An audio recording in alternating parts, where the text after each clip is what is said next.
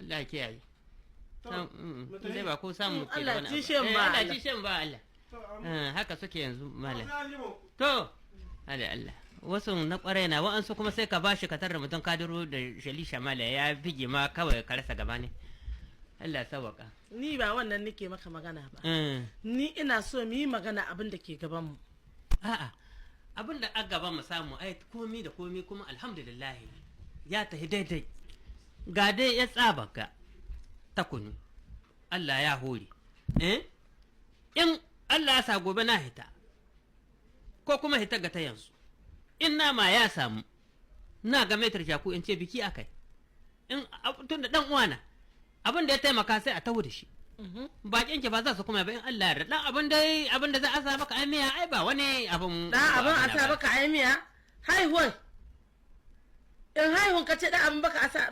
aimiya yau to shi ka shi in ga maka yau wai na ji diba yanzu ka so mana zabo 15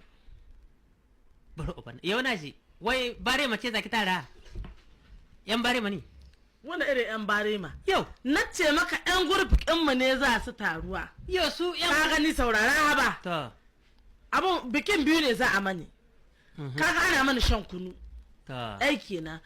biyu ga taron biki da zani ga abin tanka har da ake kuma ga zubin kara to ya kake so ka ce mana wane ne kai wai wani wai yan bare ma su wane ne bare ma yau wai na ji samu to hace da ake magana tiya 20 ni har na raba su wurin daka kunu in ta wannan waɗanga da na aje yanzu nan buhun kan gona yake tiya 10 na gidan in yamale ka gani kuma tiya 10 na gidan addau a ba ki lahiya samu buhun tiya 20 yau suna ko isa yau in an ka shirya in an ka surwa ai kaka kunu za a yi shan yawa za a yi a yi kunu kuma a daka gumba mai sha ya sha ya ji daɗi amma samu lalle ba san ciwo kanki ba da aka yi a samu wanga mugu abu ke yanzu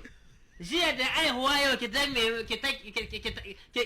dake min tiya 20 tiya 20 ba su ma ko isa wallahi ba su ko isa ni yanzu da Allah da annabi haka sani kunya cikin tsara